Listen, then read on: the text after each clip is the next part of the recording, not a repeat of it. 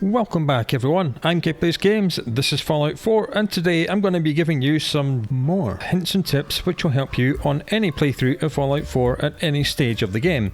The next tip is all about encounter spawners. These are places on the map which will constantly regenerate new encounters. Sometimes it's bad guys you have to fight and kill, other times it's neutral, sometimes it's travelling merchants. One of the first ones you find is right outside Concord. We are just here on the map. They're usually centred around campfires, so anytime you see a campfire, go and have a look. And what we have here is indeed one of the travelling merchants. This is Doc Anderson. Now Doc Anderson very neatly brings me to the next thing. And Doc Anderson is a level 4 merchant. If we have built up our settlement, like Sanctuary, and it has a level 3 store and it has more than like 20 people in it, you can then talk to people like Doc Anderson and recruit them, and when they work in your settlements in a store, they will upgrade that store from what is usually the max level of 3 to 4, and that means they have lots more stuff to sell, lots more money to buy and sell with, and some of them even have unique items which can only be sold by them when they're working for you at a level 4 store. So yeah, encounter spawners are really rather good. There is another encounter spawner very close to the one that we're at right now. It's just down beyond that car, so let's go there in sneak mode. We're being detected, but I'm pretty sure it's only Doc Anderson that's detecting us. I'm hearing some gunfire, so I'm assuming it's something bad at this spawner. Just down here, over this little rise, on the other side of the road. It looks like someone is fighting what I think are wild dogs.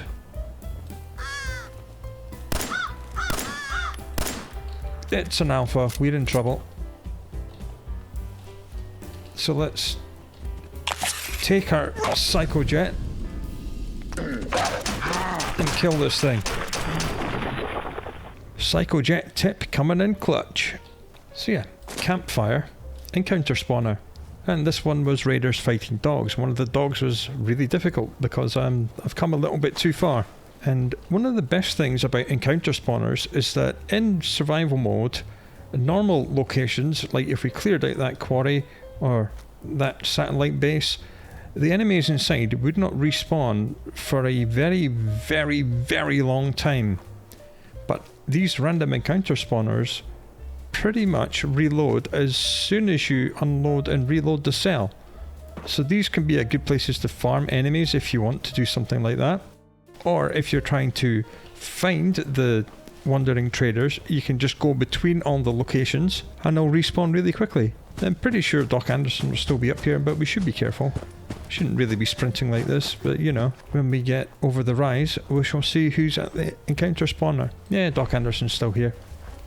So these encounter spawners do respawn a lot more often than regular places do. The next tip is to do with enemy weapons. If you kill an enemy and they have dropped a weapon, you can pick up that weapon and it will give you some ammo. If you look in their body, they have 15 rounds of 38 ammo, so we'll take that. That puts us up to 295, and if you pick up this gun, which is on the floor, and this is the gun they were using, we got to 306. So yeah, don't forget to actually pick up the guns, because they do have ammunition in them, because they were loaded when they were being fired at us. Our next tip is concerning cars. Cars are the most dangerous things in the whole game. Not just because when they take enough damage they explode and do a great deal of damage, but from their Bethesda physics damage as well. These are a single large rigid item and they lie on uneven ground. If you just nudge a car even slightly, it will bounce around, it will pick up velocity, and the velocity will probably kill you. So do not do things like walk between two cars, because if even slightly brush up against either of them, they could kill you. So yeah, avoid cars as much as possible. Do not hide behind them because they will explode. And this is one of the first big speech checks in the game, so let's go through it. This is one of the first times Charisma 11 will really help you. Just outside Concord is the Drumlin Diner, where you find Wolfgang, a drug dealer, having an argument with Trudy the trader. You stop waving that gun in my face, or it's gonna involve me. Okay, just take it easy. We'll lower our weapons, all right? Just don't do anything crazy.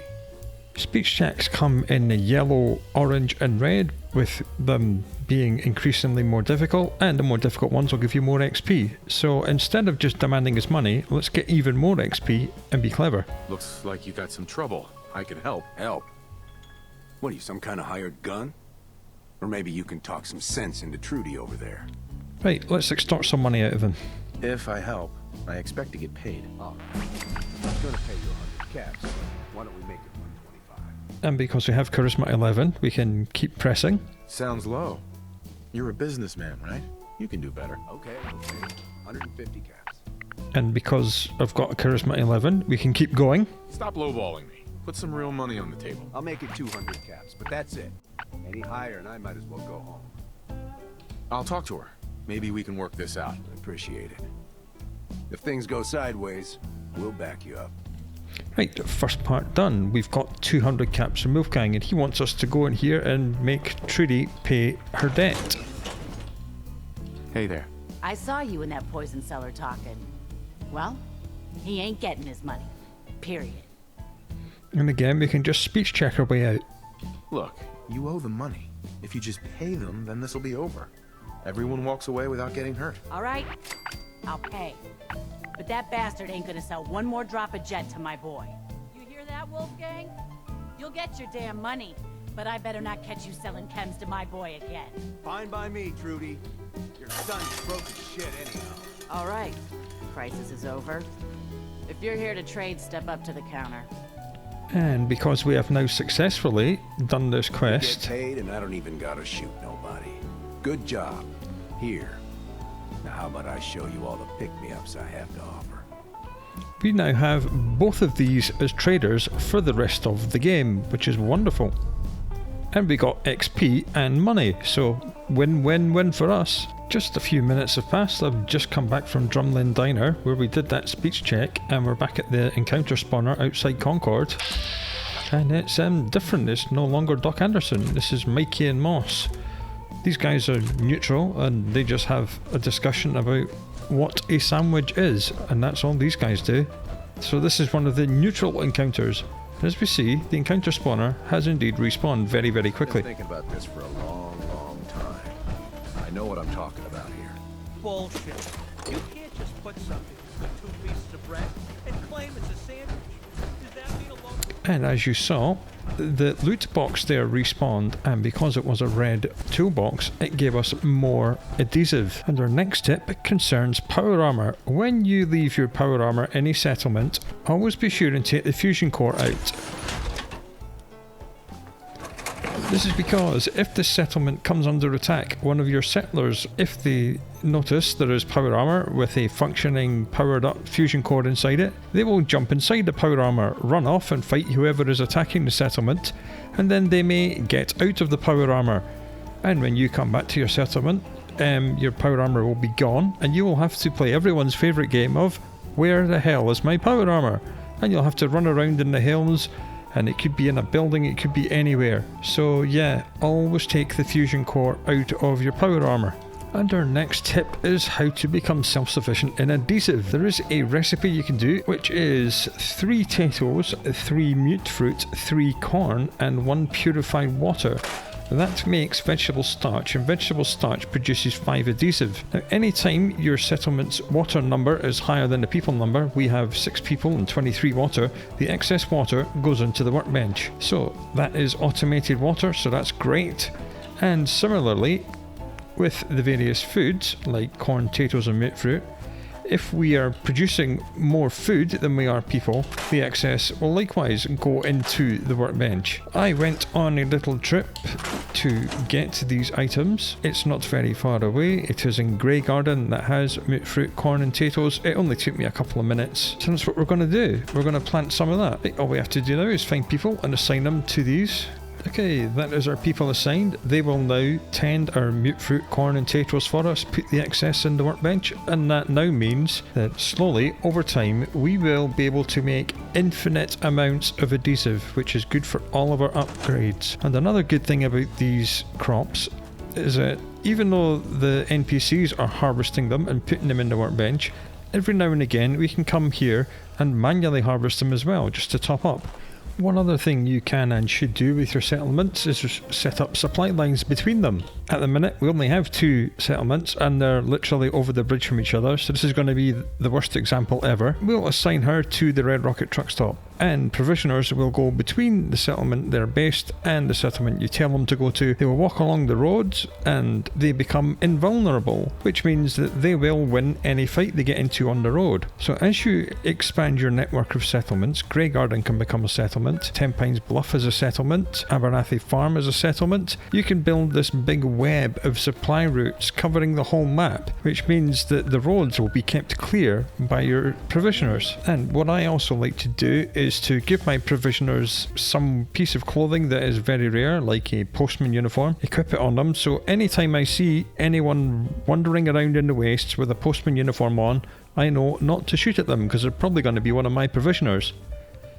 And something else you can do with provisioners and use them as mules to carry around extra ammo or weapons or armor or drugs or food. So we can just give this person lots of food and lots of ammunition and lots of other stuff. And when we're out in the wastes and we're running out of ammunition and food, we know we've set up a big web of supply lines. And anytime we see someone with a postman uniform on, we can approach them, ask them to trade, and then take all the food and ammunition back out of them. This is especially important in survival mode when your carry weight is very small, so that is another really good tip. And the next tip is all about Mama Murphy. She is actually quite important, and she asks you for various different drugs. It's not just lore or a little bit of fun, she does actually give you unique ways of solving some quests. So she has asked us for 1 unit of jet. I'm pretty sure we've got that in here somewhere. There's some jet. Right, and let's speak to Mama Murphy. Mama Murphy. Got something with a bit of a kick for me, kid? Here. 1 hit of jet. You did good. Now, let me ride the high to where the site wants to take me. Diamond City holds answers, but they're locked tight. You ask them what they know, but people's hearts are chained up with fear and suspicion. But you find it. You find that heart that's gonna lead you to your boy. Oh, it's bright. So bright against the dark alleys it walks. That's what you need to do, kid. Follow the signs to the bright heart. Phew. Wow. That took... Right, that was absolutely bloody useless. But she has told us how to find the Nick Valentine's Detective Agency, because that indeed in Diamond City is marked by a heart-shaped neon sign. So it's kind of useless because about 6 different people tell you how to get there, but that is one of the things she can tell you. And if we wait a few more days, she will ask for a different drug and give us a different quest solution. And Mama Murphy has asked us for a different drug this time, so let's see what she has for us now. Mama Murphy. Got some mentats for me? See where the site takes us this time? Here you go. Ah, that's it. I can feel the site opening up. You're looking for a man. He can help you, but he ain't gonna be the man you expect. He's somewhere deep and dark, surrounded by folks with nothing but cruel intentions. But there's an echo. Something in the past that can help you.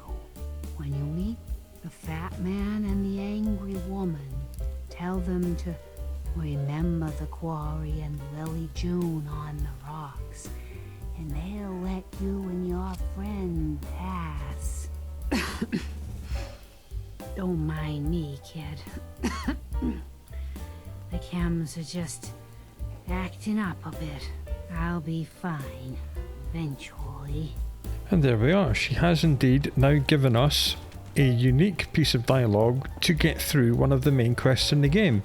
So yeah, Mama Murphy is useful. If she asks you for Psycho, do not give her the Psycho, because she will die, and unless you really want that on your conscience, don't do that. The main 2 quests she helps with is the one she's just given us, and the one that deals with the Courser in Green Tech Genetics, gives you the shutdown code for the Courser. Everything else is just useless.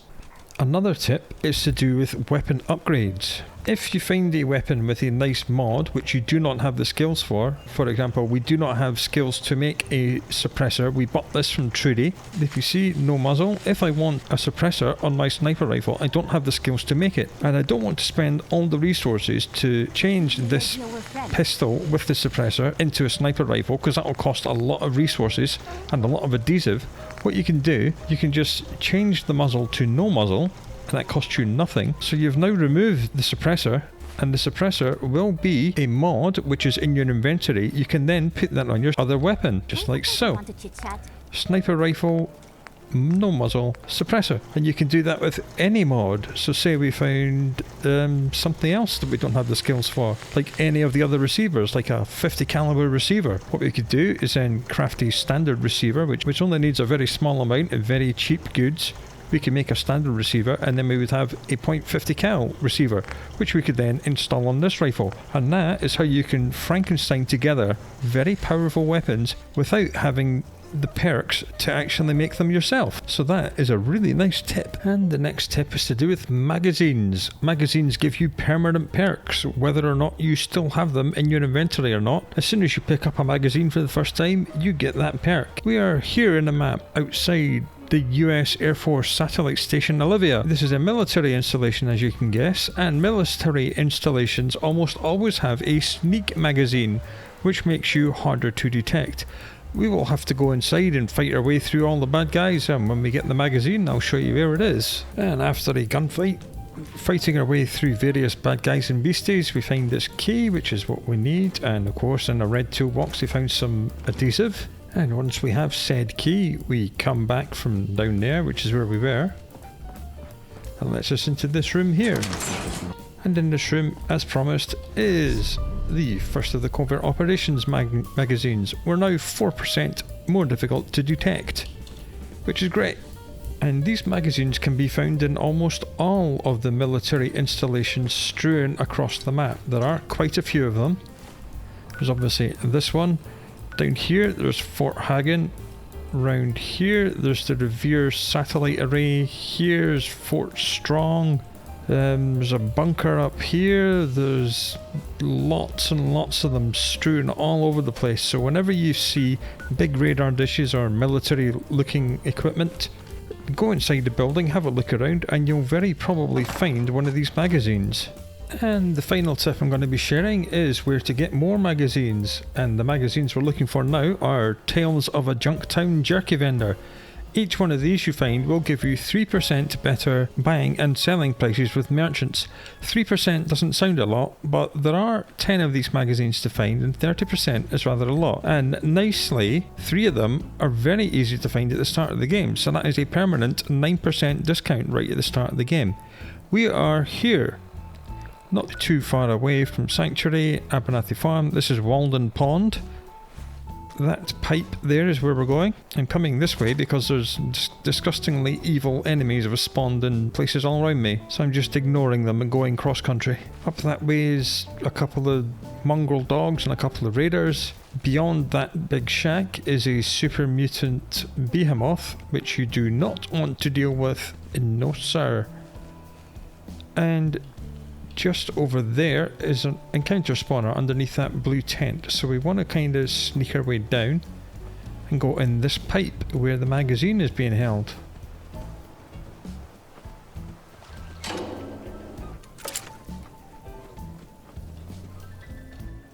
This guy made sure he had everything he needed before starting his camping trip.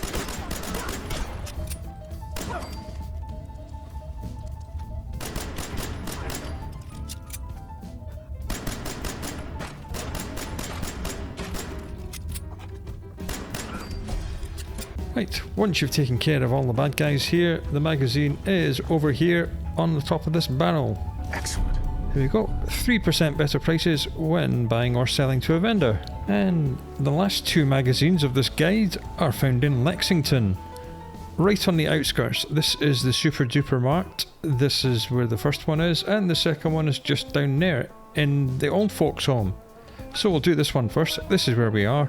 Again, not too far away. We've come directly east from Walden Pond. We've made it to Lexington. So let's try and sneak our way in here and get this magazine. Now this place is absolutely infested with undead ghouls. It can be somewhat tricky to get if you wake them all up, but if you're sneaky like, you can get them. Be careful, on the left hand side up there are a couple of raiders with a couple of gun turrets, so don't let them see you either. And Lexington town centre is absolutely infested with ghouls as well. You can hack that terminal and come in through the back, but I wouldn't advise that because the back of the store is worse than the front. It's easier to go in the front. Just hug this wall. You do not want to be spotted by anything that lives in the centre of Lexington. There's an ice cooler with 10mm round. Told you so. Now some of the zombies in here are dead and some of them are just sleeping. But I think we'll be okay. You can, if you want, go into that office, unlock a terminal in the office and wake up the Protectron security robot at the front, and he will patrol the store and take out all the still living but just sleeping zombies on your behalf. Ice cooler, 10mm rounds. I have told you.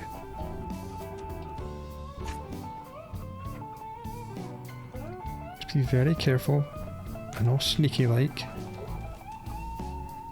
And in the back of the store, on this magazine rack, There we go. is the second one of these. So that is now 6% better prices for buying and selling with all merchants. Right, let's get out of here. I don't want to face off against a horde of zombies, so I'm leaving. That's how easy it is to get that magazine. Just be sneaky. And after having sneaked our way all the way back out the way we came, that is our final destination. So these two locations are right next door to each other. Just don't wake up the raiders that live up there. Just sneak around this way.